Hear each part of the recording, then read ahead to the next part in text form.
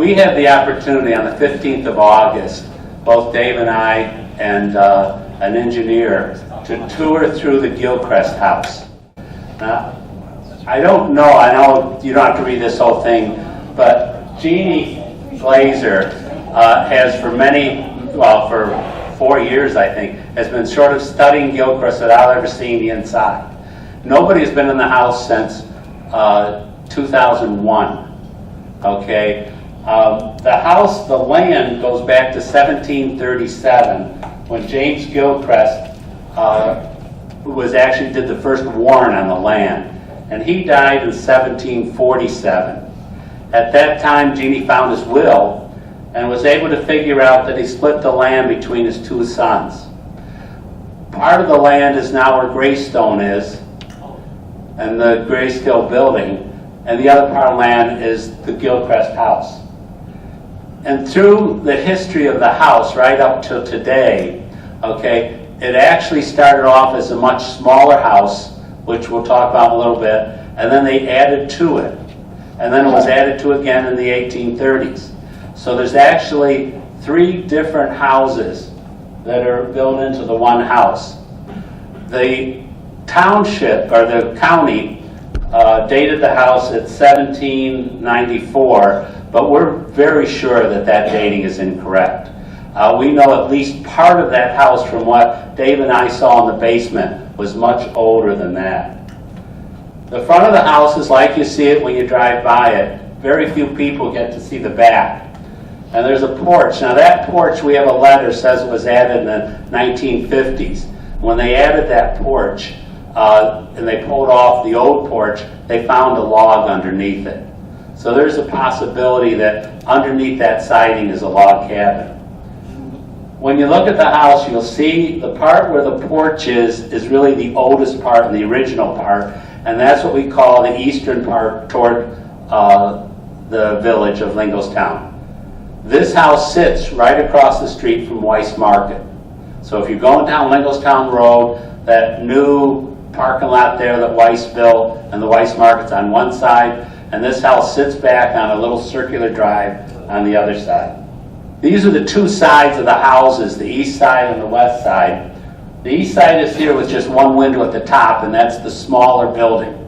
And you see the stone basement along the side, which when you see the inside basement, that's the original stone. This is the other side of the house with the multiple windows, which probably had 2 different years when they put the top on, and then they probably had a first floor. And Jeannie was researching that for us. This is in the basement of the old part. And I wanted you to see from the outside what the window like, but the depth of the window, and that's all stone all the ways through, that they most likely harvested right off around the back door of this place. This is when we entered the house, was the kitchen on the first floor. And believe it or not, that's the worst looking room in the house. It looks like they had water damage at one time, but you can see it looks like it's the 1950s or maybe 1960s. You people would know better than us as far as the kitchen. But even the stove was in pretty decent shape. This is the downstairs. Now, it was converted to an office. It was a CPA office, and Susan is here, who was your uncle, right? Who had it for about 20 years, I think, roughly. But it just looks like a normal house, except when you start looking at the doors. Now these doors you'll see here have HL brackets on all of them. And when you see it in a minute, a close-up look, you'll see where they were handmade. And the hardware on the doors, the only dating I could find, and I'm hoping to get more information, looked to be around 1850s, 1830s, as far as the handles and knobs. But somebody else with a lot more experience will tell us. The reason for this picture is that's the chimney on the other side of that corner cabinet. And just remember that, seeing the size of that chimney. There's the front door through that door, and then the old part of the building is through that other darkened door. Here's all the different knobs that were in the house. And you can see those are handmade hinges on that door. But these are the ones that everybody were calling angel hinges. And they're actually, when I looked it up, were LH hinges. But on one side, they had screws where they were screwed into the wall, but the part on the door was actually handmade nails. And they were covered over with something. This little room was a pantry off the first floor, and you'll see those same type of hinges on it. And it was off of this room here, which was in the newer house. Now we're on the second floor, and we're getting to Dave's favorite place, the attic. When you go through the first floor and the second floor, it looks no different than a house in the 70s, 80s, that time period, maybe a little newer. But they covered up. This is all, the ceilings were all, the original ceilings were all covered up on both these floors. But the stairwell, the curve you see in the bottom picture on the far side, that is in the oldest part of the building. That's the second floor over the oldest part. Again, here's a close-up of the hinge in brown. They painted over with brown, but it was the same type. It looked like a handmade hinge. That was the second stairs on the top picture, because they had two stairs in the house, one going down to the kitchen and one coming down to the front door. And they had two bathrooms in the house. This one we got a kick out of because they had two sinks and a toilet. And the other one had a pink bathtub with a rectangular shape, pink toilet and pink sink. But there were footprints on the bathtub. You want to tell them? We're hoping that it was raccoon. Then you can see the stairs going down. This is the stairs that goes down to the front door. And the other one is the stairs that goes down to the kitchen. And the bathroom is that door you see off the stairs. That's the top bathroom up here. Now we're getting to Dave's area. We're not sure if that was asbestos, but it was going up the stairs. And we had the oldest switch in the house was the turn switch, which I guess would be back to the 20s, 30s. All right, Dave, you're on. The interesting part was the roof, which from talking with Bill, we think that this is possibly called a ledger joint. The nail that's a square nail, and then each of these joints were put together, and then a peg put through them. And all the way over to the left, I have a real close-up picture of what the peg looks like. And that's how all the roof joists were. And then right in the middle, the chimney comes up. But quite honestly, the whole thing, if you go forward to the, see if you have the louver. Well, that goes back to that's the oldest part of the building there. But that wasn't finished. That's where the old part was. It was just filled in with insulation. But you see the old wiring hanging down, which was that had the ceramic holders on the wiring.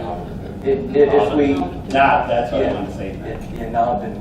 If we go back again, I'm going to try to jump the joists to get across. See if there's anything there. But that's what it looked like. And over in the corner, the whole ventilation are just two sets of louvered. There's the close-up. And it was very comfortable up there. I mean, we weren't up there on a day like today, but that let a lot of ventilation through, and I really personally didn't see any water damage. And I surveyed around the chimney. I think we found a little bit there that maybe came down. A little bit of water, but the only puddle we found in the whole house was in the basement, and it was a very small one. It was a very solid house. And you can see for nobody being in there, it was very clean. Now we're in the basement. This is the fun part. Go ahead. You can stay with it. All right. I just want to show you, that's what the newer fireplace. It is huge. It was covered up. You can see the mantle above it. But if you can tell, I don't know if you can see David up there, but you see the size of David and see how big the fireplace was. So what we'd like to do is see if we can get permission to just take the plywood off of it to see, what's on the other side. And then the whole floor was like a flagstone or a slate. There's the irons that go in the fireplace, and they look very old. They were sitting outside it. There's the flagstone that was on the floor, and then look at the depth of the window. This, when you saw that wood on the outside, it was stacked in front of the window here. And there was also a door that went out to the outside. There were actually a couple doors. This was the roughest place in the whole house. This is where the boiler, it looks like they took water up about 2 feet at one point. And you could see the flagstone, the stone that was in the basement, and where the pump was. But the interesting thing is the only place they had water was right here. That dark spot is the only water in the whole building. But when you see the ceilings, and we saw a lot of handmade flat nails, both up in the stairs, coming down to the ceiling, and also down where they had, there's some of them you can see coming down through the floors. And the one room we think was the cold cellar. Yeah, this, over in this room where the pump was, this would have been the cold room most likely. Because it was between the older, the flagstone room and the, what we'll go into next, which is the cellar of the oldest part. Which again, you can see the wiring, but here you'll see some of the old nails and the old beams. Now, we have to show this picture. That is Dave going in the fireplace. As soon as he saw how old this fireplace was, he had to be inside. And this is a picture up that he took in there, up the fireplace. This isn't the big one earlier. No, this is the little one. We can't get in the big one Where's yet. this? This is in the oldest part of the house. This would be on the eastern. This is the eastern side, the smallest part. And from the looks of this was the kitchen. There was a door going outside, there were windows, and most likely this was the original house. And if we go back in time, this was probably, they would have been protected from the Indian attacks in this house. If there was a Fort Gilchrist, this most likely would have been the fort part. And this, if anything is historical, this is what would end up being historical. We're going to have Jeannie go in with us on our next trip, along with the commission. We're restricted to who we can take in. But we want to get some people in there that can really tell us if it's historical. Now, of course, Dave has to find stuff. And he said, do you think they would mind? But he didn't. I didn't steal it. But what did we say the date was? I think it's 1924 because a lot of the bottles, when they made them, the larger stated the year that it was. But the across the top, which you can't read, it says Pennsylvania, but I wasn't able to make out the city of where the where the beverage center was, where they're manufactured. But I did mention before, you see these steps here. When you went from the new part of the house to the old part, there was a step down or 2 steps down. Even in on the second floor, the floors were not level. Now this was outside, and this little thing got us both. We think it was for the awning that was over the window, and it was an old crane, but it could have even been for hanging clothes on. There was a very small box, and it had a little crank on the side. But when we walked out the back door, it was like walking out to the front door. And this is the wetlands that sits back there. And we saw this beautiful field, and then all of a sudden we saw a friend over there. Right now this is Linglestown Road, folks. And the deer used this as a path from one end of that whole block to the other end. It's all creeks, wetlands, and perfect for them for feeding. And there's Dave Stone. What is it? All right.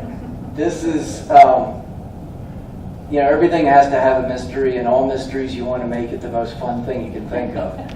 So, where I want to talk with you about the ground penetrating radar is that this is one of, it could be many things, but what we're hoping it would be is possibly the grave site for John Goodway, because all the paperwork read that he was buried 100 yards north of the tree, and this would be about 100 yards northwest. And the interesting thing is, if you look through this part here, it almost looks like something was laid on top of this, and this bleached, and this stayed. And then, and this may even have been, I need to look at this closer to see if it was lichen or if it was a some sort of anchor. But what I'm hoping it isn't is just a well cap. What I'm hoping it is Mr. Goodway. It's all dead around there, 12 by 12. Yeah. But it would have been a marker base of some type, or something like that. Or it could have been where the pump was. Yeah. It could be anything, but I like to take it the furthest. Now, we're hoping to get back in there. The one thing I was going to say is that the family over the next 2 or 3 years is going to sell the property. They won't donate it. I did check. They won't do that, but they are willing to sell it. There are some definite issues with it, especially if the insulation is what we think it is, and there is some mold in the basement. But at the same time, it's going to be up for sale. This is one house we want to preserve in this township. If anything is historical, this makes all the markers. The one Gilchrist that lived in it was a veteran of the Revolutionary War, and the DAR has already done stories about him and has already published it. Yes, sir. What was the guy's name again? You said Gilchrist. Gilchrist. Gilchrist. That's the guy That's the family name. It's the guy Yes, that- No, in the grave site, his name was Goodway. John Goodway. Goodway. John Goodway was a Native American that lived near the area, and he would alert the local residents of any type of upheaval with the Native Americans Yeah. coming like from Manola over. All right. So when he was very close to this is about close to a 300-year-old tree, which is a giant sycamore tree, and it's referred to as the Goodway tree. And basically what I'm hoping is that he's not buried out in the middle of Linglestown Road. I would rather think he's buried here. Is the tree still there? Yes. The tree is there and it's on private property, but it's the largest sycamore in the state, even though Lancaster wants to fight us on it. But it is the largest, and you can see it right behind, there's a computer store, and it's right down behind that off of Linglestown Road. So if you go towards, like if you're on Linglestown Road, Turn on Woodview. yeah, because you'll be right across from like the bank right there, where that little strip mall is, Dunkin' Donuts and all that. Yeah, yeah. Just turn right down there and you'll see it right behind that. But I have to warn you, it's on private property and there is no trespassing. Oh, no. But you can see it from the road. You can drive around through the driveways and get a good close look at it. But it's a phenomenal tree. It is an asset to our township. And we've tried many times, the township to purchase it, but we haven't been successful yet. Any questions? Yes, Yeah, please. so first off, I'm very glad you adopted my theory on the dating. I knew I was right all along, but I'm glad to hear you say it too. Second, one of my favorite things in these photos is you could go back to it. I don't know how far back it is, but it's in the basement. Everything's in the basement. Well, yeah, everything's the basement and the attic are the good parts. Although there's good stuff all through it. So further, it's yes, there. Nope, too far. It's actually on the left. If you take a really good look at it, there's like traces of blue paint there.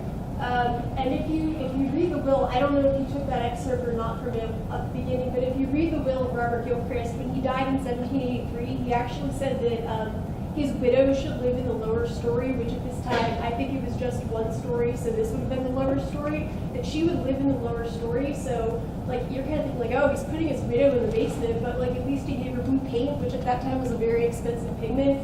And I just think that's a really cool detail that's still there, so I wanted to point that out. So on the left, you have to look really close, but you can see it's blue. So That's great stuff. That is asbestos pipe there, by the way. Yeah, that's what I thought, that's all. That is, and that's tribal stuff on the head cap. Jeannie, over the weekend, from the pictures, did a floor plan of the house. And what we're going to do is I'm going to scan it in and put it online. But it gives an idea how all these rooms lock together. And I have to check just where the bathrooms were, because the pictures didn't really give a good shot of I that. didn't know if one staircase was actually there or not, so I can change that if it's not. Okay, we can do that. But it's just so you get an idea, the age of this house and how famous it is, we definitely want to keep an eye on it. Yes? You know what the last family that lived in there was and what their names were? Because maybe you can find the descendants. We have letters. It's got a picture of Christmas 1927 now. We've been trying to get pictures. We do have the last family. I have a letter from her, and it tells, that's where she told about the logs, and she also gave some of the history. The house, Broadtop was their name, and then the last, the owner after them was the CPA, and then it was the dentist. But the dentist never used it except to store the chairs. That's the only thing he ever used it But for. some of the newspaper clippings in that we have show pictures of the family at their. Yeah, we'll post some pictures of the family. There's one with them showing the dishes above the doorway into that little pantry. How high up do the large deep windows go? Is that just in the basement or is that in the first floor too? Or? The deep windows are only in the basement. But I have a suspicion there was a lot done in the 1800s to sort of modernize it. And then we know in the 1950s they did a lot of work on the house. They replaced the back porch. They did a lot with they put that front porch on with the screen, and they did a lot of covering up stuff. And that's why it would be hard, I think, and Jeannie can, both of you can correct me on this, Brian and Jeannie, it's going to be kind of hard to get this into a historical registry unless we can do more, right? I mean, I actually think that like the building is remarkably intact. Like most of it is just covered up. Like the stuff that, and it's honestly like the latest side that's got a lot of covering up. Like, you know, stuff like doors and trims, I think, are original to the 18th century. You can still see like when you walk up the stairs, they're there. So